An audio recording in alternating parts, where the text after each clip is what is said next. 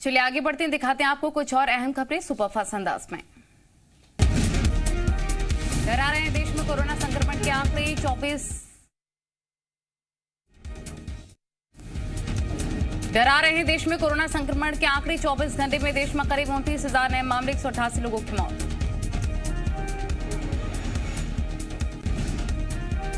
Corona से देश में बिगड़ते हालात से निपटने पर महामंथन। आज प्रधानमंत्री नरेंद्र मोदी सभी राज्यों के मुख्यमंत्रियों के साथ करेंगे बैठक, नहीं शामिल होंगी ममता बनर्जी। असम दौरे से आज रायपुर लौटेंगे सीएम भूपेश बघेल, कोरोना के हालात की समीक्षा कर सकते मुख्यमंत्री। छत्तीसगढ़ में कल सामने आए हैं 856 नए के 60 की मौत। छत्तीसगढ़ में बीते 24 घंटे में सामने आए हैं कोरोना के 856 नए मामले, कोरोना से 8 की मौत। रायपुर के बाद दुर्ग में सबसे ज्यादा मामले। मध्य प्रदेश में बीते 24 घंटों में सामने आए हैं कोरोना के 817 नए मामले, इंदौर में 264 और भोपाल से 196 नए केस। अभी प्रदेश में कोरोना के 5,286 एक्टिव केस। भोपाल इंदौर में आज से नाइट कर्फ्यू, 8 शहरों में आज रात 10 बजे से बंद होंगे व्यापार। कांग्रेस ने शराब दुकानों को लेकर साधा सरकार पर निशाना। एमपी में सीएम शिवराज ने अधिकारियों को दिया समीक्षा का निर्देश। महाराष्ट्र में बढ़ते संक्रमण से एमपी में चौकसी बढ़ी है, महाराष्ट्र से आने वाले यात्रियों की स्क्रीनिंग जारी रहेगी। कांग्रेस ने रात 11 बजे तक शराब की दुकान खुले रखने पर शिवराज सरकार को घेरा है। कांग्रेस के मीडिया कोऑर्डिनेटर नरेंद्र सलूजा ने कहा कि मध्य प्रदेश सरकार ने इंदौर और भोपाल में आज से नाइट कर्फ्यू लगा दिया है, लेकिन सरकार ने शराब की दुकानों को लेकर समय तय नहीं किया। नरेंद्र सलूजा ने सरकार पर तंज कसते हुए कहा है कि क्या अब की बार कोरोना मुक्त शराब का व्यापार होगा? सरकार शराब की दुकानों के खुलने का समय कब कम करेगी? एमपी में नाइट कर्फ्यू में शराब दुकान खुलने पर पीसी शर्मा का तंज, कहा कि बैठक में मैंने शराब दुकान बंद करने की मांग की थी, ऐसे समय में शराब की दुकान खुलना ठीक नहीं। ग्वालियर मेले पर एक बार फिर से कोरोना के खौफ का साया मंडराने लग गया है। बढ़ते कोरोना संक्रमण के बीच ग्वालियर कमिश्नर आशीष सक्सेना ने बैठक बुलाई है। आज शाम 4 बजे मेला बोर्ड में मेंबर और व्यापारियों के साथ मीटिंग होगी। कोरोना के बढ़ते मामले को लेकर गृह मंत्री ताम्रध्वज साहू ने कहा कि सरकार के ध्यान में सब कुछ है। सीएम जैसे ही असम दौरे से आएंगे, कोरोना को लेकर समीक्षा होगी। होली से ठीक पहले शिवराज सरकार ने राज्य कर्मचारियों को बड़ा तोहफा दिया है। प्रदेश के 4,37,000 से ज्यादा कर्मचारियों को 7वें वेतनमान के एरियर की तीसरी किश्त की 75% राशि जारी कर दी गई है। ये राशि जल्द ही कर्मचारियों के खाते में आ जाएगी। सरकार ने कोविड-19 की वजह से 1 मई 2020 से दी जाने वाली एरियर की तीसरी और अंतिम किश्त का भुगतान कर्मचारी को नहीं किया था। इसके बाद सरकार ने दीपावली से पहले अक्टूबर 2020 में 25% राशि का भुगतान कर्मचारी को किया था। मध्य प्रदेश के विधानसभा का बजट सत्र तय समय से पहले खत्म हो गया है। बजट सत्र के आखिरी दिन बचे हुए विभागों की अनुदान मांगों को वित्त मंत्री ने एक बार फिर से पटल पर रख दिया है, जिसे पास कर दिया गया। इसके साथ ही विनियोग विधेयक भी बहुमत के साथ पारित हो गया। एमपी विधानसभा सत्र समय से पहले खत्म किए जाने के विरोध में विपक्ष ने नारेबाजी के सदन से वॉकआउट भी कर लिया। बजट सत्र को समय से पहले खत्म किए जाने पर विधानसभा अध्यक्ष गिरीश गौतम ने कहा कि कोरोना के बढ़ते संक्रमण को देखते हुए विधानसभा की कार्रवाई को स्थगित कर दिया गया। समय से पहले बजट सत्र खत्म किए जाने पर कांग्रेस ने सरकार पर निशाना साधा है। कांग्रेस नेता डॉक्टर गोविंद सिंह ने कहा है कि बीजेपी सरकार ने तमाम विधेयक बिना चर्चा के पास कर दिए। शिवराज सरकार तानाशाही रवैया अपना रही। बजट सत्र खत्म किए जाने पर बृजेंद्र सिंह राठौर ने कहा है कि दिन में हुई बैठक में सदन चलाने की बात हुई थी, लेकिन मनमर्जी के चलते सत्र अनिश्चित काल तक के लिए खत्म कर दिया गया। मध्य प्रदेश के 1.5 लाख परिवारों को कल घर की सौगात मिलेगी। मिशन ग्रामोदय कार्यक्रम के तहत हितग्राहियों को मकानों की चाबी सौंपी जाएगी। कार्यक्रम में मुख्यमंत्री शिवराज सिंह चौहान शामिल होंगे। केंद्रीय गृह मंत्री अमित शाह और केंद्रीय कृषि मंत्री नरेंद्र सिंह तोमर वर्चुअली कार्यक्रम में हिस्सा लेंगे। कांग्रेस से निकाले जाने के बाद मानक अग्रवाल ने कांग्रेस की राष्ट्रीय अध्यक्ष सोनिया गांधी को लेटर लिखा है, जिसमें कमलनाथ के खिलाफ मोर्चा खोला है। मानक अग्रवाल ने पत्र में लिखा है कि गांधीवादी विचारधारा के पक्ष में आवाज उठाने की उन्हें सजा दी गई। पत्र में मानक अग्रवाल ने कहा है कि वो कांग्रेस के लिए पिछले 50 साल से काम कर रहे हैं। उस समय एमपी कांग्रेस में कमलनाथ का अता पता भी नहीं था, लेकिन गांधी विचारधारा वाली पार्टी कांग्रेस में अब गोडसे विचारधारा वाली हो गई है।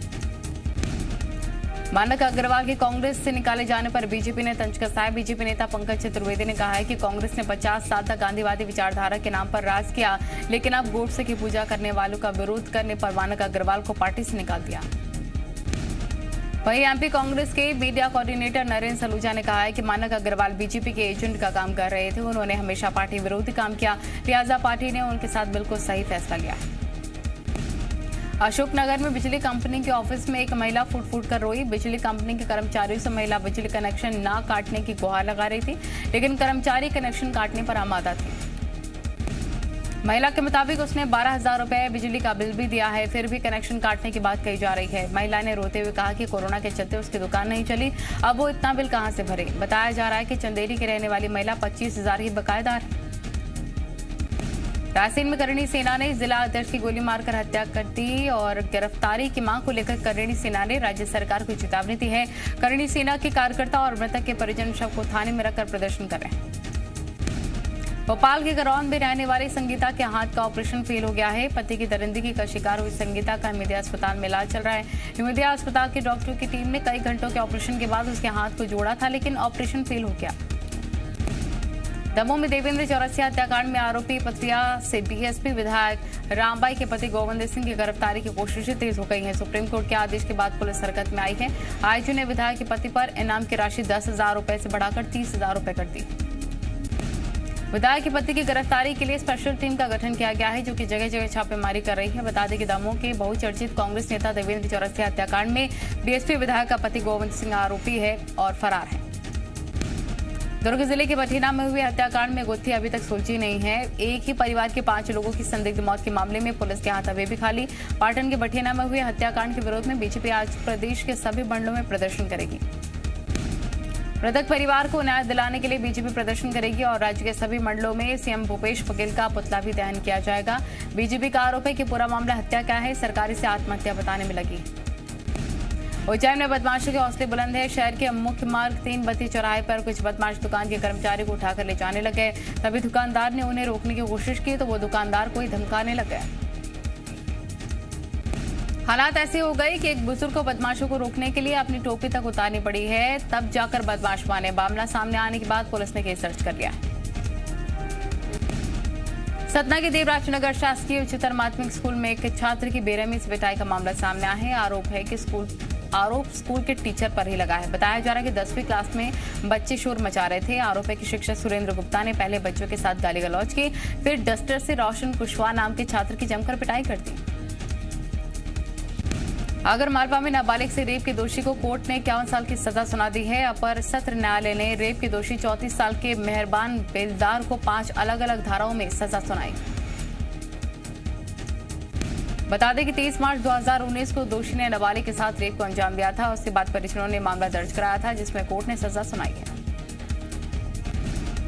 दुर्ग जिले के बहुचर्चित अमलेश्वर हत्याकांड मामले में पुलिस जल्दी बड़ा खुलासा कर सकती है। पुलिस ने मामले में 4 को गिरफ्तार किया है। बताया जा रहा है कि परिवार का बेटा गंगाराम सोनकर ही इस पूरी वारदात का मास्टरमाइंड। रायसेन के बरेली में करेणी सेना के जिला अध्यक्ष शिवराज सिंह राजपूत की गोली मारकर हत्या कर दी गई है।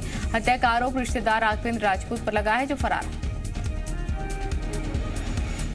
दुष्कर्म के बाद गर्भवती हुई नाबालिग पीड़िता के मामले में बिलासपुर हाईकोर्ट ने एक बड़ा आदेश देते हुए गर्भपात कराने की अनुमति दे दी है।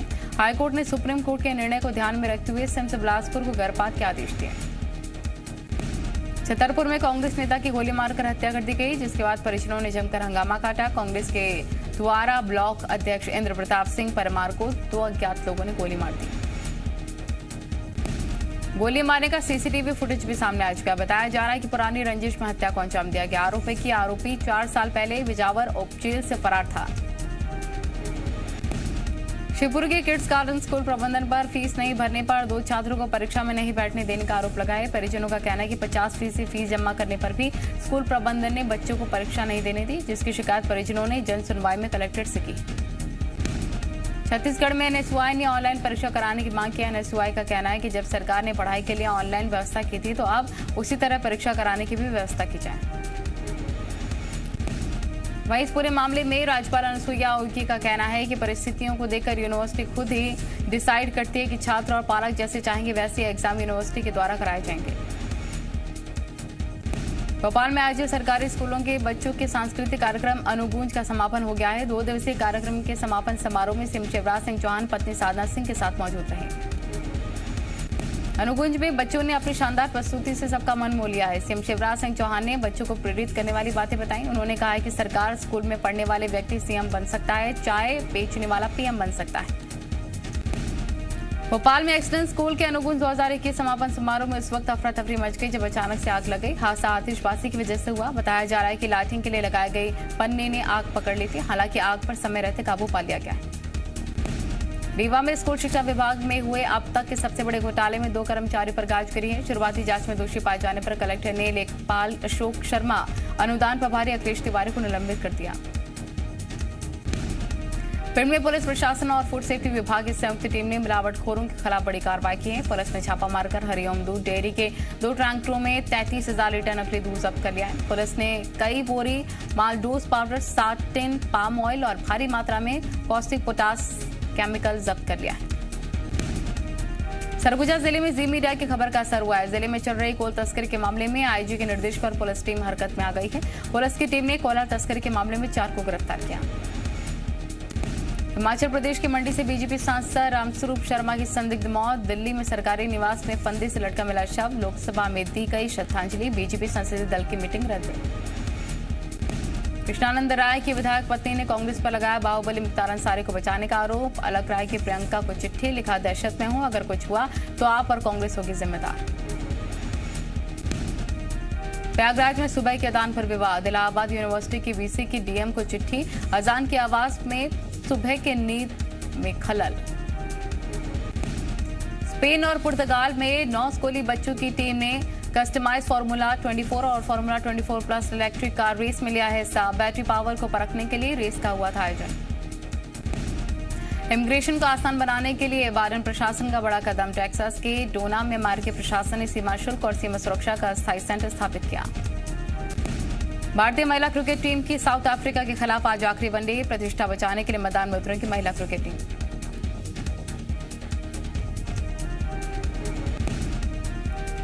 क्रिकेट के इतिहास में पहली बार पुरुषों को कोचिंग देगी एक महिला। इंग्लैंड के county cricket club coaching staff में शामिल हुए Sarah Taylor. World champion PV Sindhu के पास खिताब जीतने का मौका। आज से शुरू हो गई है all England open badminton championship में शिरकत करेंगे सिंधु। दंगल फेम सानिया मल्होत्रा की नई फिल्म का ट्रेलर रिलीज हो चुका है। हल्के फुल्के अंदाज में विधवाओं का मुद्दा फिल्म में उठाया गया।